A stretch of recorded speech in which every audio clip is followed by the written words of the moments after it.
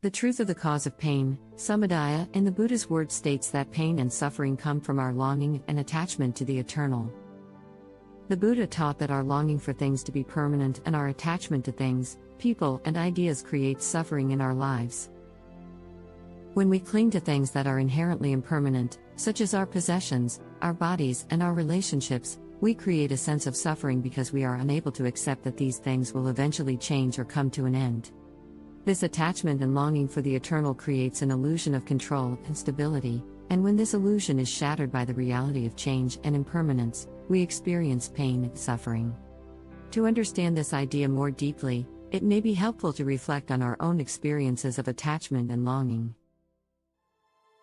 Have we ever struggled with accepting the end of a relationship or the loss of a possession? Have we ever felt a sense of discontent because things haven't turned out the way we wanted? These experiences can shed light on the role of attachment and longing in causing suffering. The solution to this suffering, according to the Buddha, is to understand and realize the nature of impermanence and to practice letting go of our attachment to things. This can be done through mindfulness and meditation, as well as through following the Eightfold Path and cultivating wisdom and compassion. Through mindfulness and meditation, we can become more aware of our thoughts and habits of attachment, and work to cultivate a non-judgmental and accepting attitude towards our experiences. The Eightfold Path offers a framework for living a more ethical and mindful life, including right understanding, right intention, right speech, right action, right livelihood, right effort, right mindfulness, and right concentration.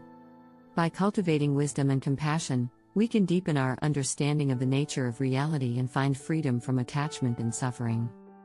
For modern people, the truth of the cause of pain can have both advantages and disadvantages.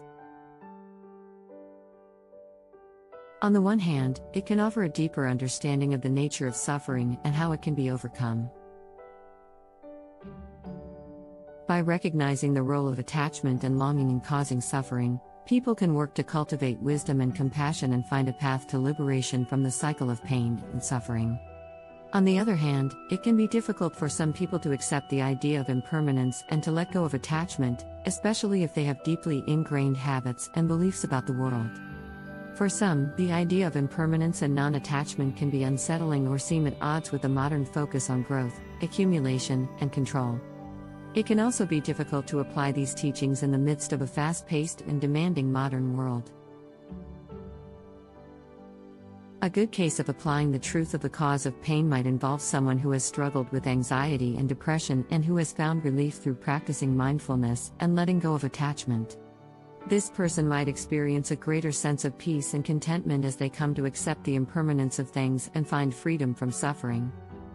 On the other hand, a bad case might involve someone who becomes attached to the idea of impermanence and uses it as an excuse for disengaging from the world and avoiding relationships and responsibilities. It is important to find a healthy balance between recognizing the truth of impermanence and still engaging with the world and caring for ourselves and others. In conclusion, the truth of the cause of pain is a central aspect of Buddha's teachings that offers insights into the nature of suffering and how it can be overcome. While it can be challenging to apply these teachings to our lives, it can also bring about a deeper understanding of the world and provide a path to liberation from suffering. By becoming more aware of our habits of attachment and learning to let go, we can find peace and contentment and live a more fulfilling life.